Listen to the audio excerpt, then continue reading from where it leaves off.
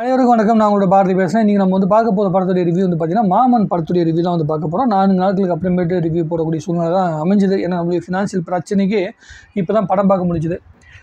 இதில் என்ன ஒரு விஷயம்னா, சூரிய அவர்கள் வந்து ஒரு ஹீரோவாக வந்து தன்னை வந்து தகவமைச்சிக்கிட்டு வர படங்களில் இது வந்து ஒரு ஜனரஞ்சகமான ஒரு படம் வந்து பண்ண முயற்சி பண்ணியிருக்காங்க. எப்படின்னா வந்து ஒரு ஆக்டர் இருக்காங்கன்னு வைங்களேன், ஒரு ஆக்ஷன் படம் பண்ணுறாங்க, இல்லை வந்து ஒரு ஆர்ட் ஃபிலிம் பண்ணுறாங்க, கதையின் நாயகனாக வந்து நடிக்கிற அந்த இடத்துல தாண்டி இப்போ இந்த படமும் கதையின் நாயகனாக தான் வந்து அவர் நடிச்சிருக்காப்புல.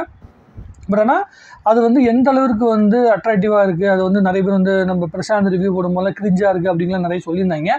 ஸோ இந்த படம் எப்படி இருக்குது அப்படிங்கிற விஷயத்த டீட்டெயிலாக வந்து பார்க்கணுன்னா, ஏற்கனவே நடித்த படங்களுக்கு, சூரிய அவர்களுடைய படங்களுக்கு கருடன் படம் வந்து பார்த்திங்கன்னா ஓரளவுக்கு நல்ல திரைப்படமாக இருந்துச்சு, விடுதலை படமும் நல்ல திரைப்படமாக இருந்துச்சு. அதை தாண்டி ஒரு குடும்ப ரீதியான படங்கள், அதாவது அதாவது தம்பி அக்கா பாசம், அவருடைய ஹஸ்பண்டு ஒய்ஃபு பாசம், அதுக்கப்புறமேட்டு தாத்தாவோட பாசம், இப்படி எல்லா விதமான பாசங்களையுமே ஒட்டுமொத்தமாக ஒரு அக்கா தம்பிக்கு இடைப்பட்ட அந்த ரிலேஷன்ஷிப்பை காட்டுறது, அதே மாதிரி மாமனுக்கும் மாப்பிள்ளைக்கு இடைப்பட்ட அந்த ரிலேஷன்ஷிப் காட்டுறதை எந்த அளவு அழகாக காட்ட முடியுமோ அந்த அளவு அழகாக காட்டியிருக்காங்க. இந்த படத்தில் வந்து பார்த்திங்கன்னா பெண்கள் நடிச்சிருக்காங்க. அதாவது விஜய் அவர்களாக இருக்கட்டும், அதே மாதிரி வந்து நம்மளுடைய ஐஸ்வர்யா அவர்களாக இருக்கட்டும், அதே மாதிரி வந்து ஸ்வஸ்திகான்னு நினைக்கிறேன் அவங்களாக இருக்கட்டும். ஸோ பெண்கள் சம்மந்தப்பட்டவங்களுக்கு ரொம்ப இம்பார்ட்டண்ட்டான ரோல் வந்து கொடுத்துருக்காங்க. அதுக்கப்புறம் நம்ம ராஜ்கிரண் சாருக்கு ஒரு அற்புதமான ஒரு செக்மெண்ட் வந்து கொடுத்துருக்காங்க. அவருடைய கேரக்டர் ரொம்ப நல்லா பண்ணியிருக்காரு. இந்த படத்தை ஒத்துக்கிட்டார் அப்படிங்கிற விஷயத்தை நல்லா உணர முடியுது.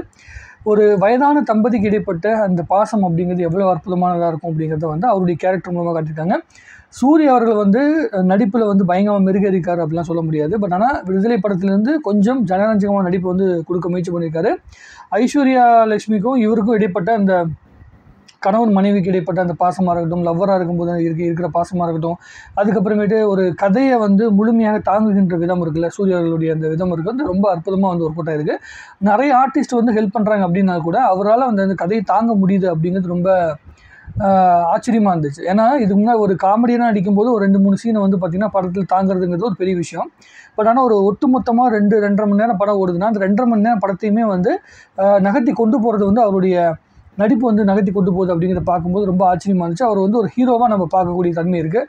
சில இடங்களில் கிரிஞ்சாக இருந்தால் கூட சில இடங்களில் கொஞ்சம் ஓவரான ஆட்டிடியூடு இருக்கிற மாதிரி ஒரு தாட் ப்ராசஸ் வந்திருக்கு. கொஞ்சம் ஓவர் ஆக்டிங் இருக்கிற மாதிரி தோணுது. அதாவது ஹார்ட் பீட் கேட்குற விஷயம்லாம் இருக்குல்ல, அது கொஞ்சம் ஓவர் ஆக்டிங்காக இருக்குது. பட் ஆனால் நிஜத்தில் அப்படி தான் நடக்கும்னு வைங்களேன். இருந்தால் கூட ஸ்க்ரீனில் பார்க்கும்போது அது கொஞ்சம் கிளிஷியாக தெரிஞ்சுது. மற்றபடி ஒரு அந்த பையனுக்கும் சூரிக்கு இடைப்பட்ட அந்த பாசத்தை காட்டுகின்ற சில சீன்லாம் ரொம்ப அற்புதமாக இருந்தது. எனக்கு ரொம்ப பிடிச்சிருந்தது.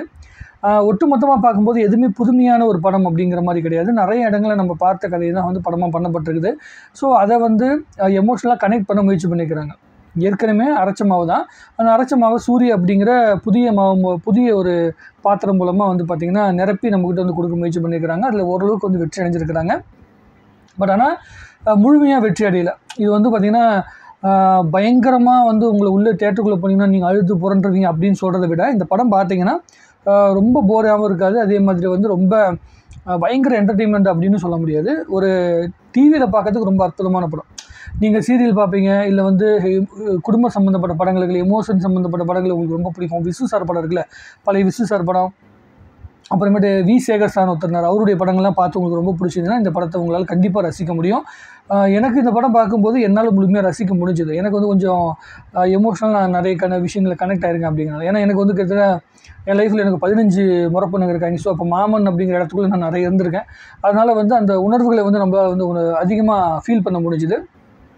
அதனால் இந்த திரைப்படம் மாமா அப்படிங்கிற அந்த உறவுல வந்து இம்பார்ட்டன்ஸ் கொடுக்குறவங்க, அதே மாதிரி அக்கா தங்கச்சி குடும்பத்துக்கு இம்பார்ட்டன்ஸ் கொடுக்குறவங்களுக்கு இந்த படம் வந்து ரொம்ப ரொம்ப பிடிக்கும். பழைய படங்கள் பார்க்குறவங்களுக்கு ரொம்ப ரொம்ப ஈஸியாக கனெக்ட் ஆகும் அப்படிங்கிறத நம்மளால் வந்து புரிஞ்சிக்க முடிஞ்சுது. சில பாடல்கள் ரொம்ப நல்லா இருந்தது. அந்த ஹஸ்பண்ட் ஒய்ஃப்குள்ளே வருகின்ற சண்டையாக இருக்கட்டும், அதுக்குள்ளே வருகின்ற அந்த எமோஷனல் ட்ராமா இருக்கட்டும், அது ரொம்ப அற்புதமாக இருந்துச்சு. எனக்கு இந்த படத்துலேயே ரொம்ப ரொம்ப மனசுக்கு நெருக்கமாக இருந்தது வந்து நம்முடைய ராஜ்கிரண் சாருடைய போர்ஷன் தான் வந்து ரொம்ப ரொம்ப மனசுக்கு நெருக்கமாக இருந்துச்சு. ரொம்ப நல்லா நடிச்சிருந்தாப்புல. அவருடைய வயதுக்கும் அவர் வந்து பார்த்திங்கன்னா சாதாரணமாக எல்லா கதையுமே வந்து அவர் ஒத்துக்க மாட்டார். அவருக்கு ஒத்துக்கிட்டாருன்னா அந்த கதையில் அவருக்குன்னு ஒரு அழுத்தமான ஒரு சுச்சுவேஷன் இருக்கும் அப்படிங்கிறத வந்து புரிஞ்சிக்க முடிஞ்சுது. சும்மா வந்து ஒரு ஆர்டிஸ்ட் உள்ளுக்குள்ளே போட்டுட்டோம் அப்படிங்கிறதுக்காக வந்து அவருக்கு ஒரு சீன் கிரியேட் பண்ணாமல் அவருக்குன்னு ஒரு செக்மெண்ட் கொடுத்துருக்காங்க. அது ரொம்ப நல்லா அவர் பண்ணியிருக்காரு. ரசிக்கும்படியாக இருந்தது. எமோஷ்னலாக ரொம்ப ரொம்ப கிளைமேக்ஸ் அப்போ ரொம்ப எமோஷ்னலாக வந்து எனக்கு கனெக்ட் ஆச்சு. உங்களுக்கும் நீங்கள் படம் பார்த்தீங்கன்னா கண்டிப்பாக அது கனெக்ட் ஆகும். ஜீ திரையில் வந்து படம் வரப்போகுது அப்படிங்கிற மாதிரி தான் சொல்லியிருக்காங்க. எப்படி ஒரு 20-30 நாளில் வந்து படம் வந்துடும். பார்த்தீங்கன்னா உங்களுக்கு தெரியும். நீங்கள் குடும்பத்தோடு போய் பார்த்துட்டு முகம் சுளிக்காமல் ஒரு படம் பார்க்கணும்னு சொல்லி ஆசைப்பட்டீங்கன்னா இந்த திரைப்படம் வந்து கண்டிப்பாக உங்களுக்கு வந்து ஒரு எப்படி சொல்கிறதுனா ஒரு சாட்டிஸ்ஃபேக்ஷன் கொடுக்கும் அப்படிங்கிறது எனக்கு நம்பிக்கை இருக்குது. குடும்பத்தோடு பார்க்கக்கூடிய படம். எந்த இடத்துலையுமே வந்து பயங்கரமாக நம்ம பார்க்காத கதைகளில், குடும்பங்களை நம்ம பார்க்க முடியாத விஷயங்கள், குடும்பங்களை பார்க்க முடியாத சீன்கள்லாம் எதுவுமே கிடையாது. எல்லாரும் ரசிக்கும்படியான அழகான கோர்வையான ஒரு விஷயத்தை கொடுத்துருக்காங்க. ஆனால் எல்லாமே கணிக்கக்கூடியதாக இருக்குது அப்படிங்கிறது மட்டும்தான் ஒரே ஒரு வருத்தமான விஷயம். ஸ்க்ரீன் பிளேயில் எதையுமே வந்து புதுமையாக இது ஆச்சரியமாக இருக்குது அப்படிங்கிற மாதிரி எதுவுமே கிடையாது. எல்லாமே நடக்கிற விஷயம் தான்.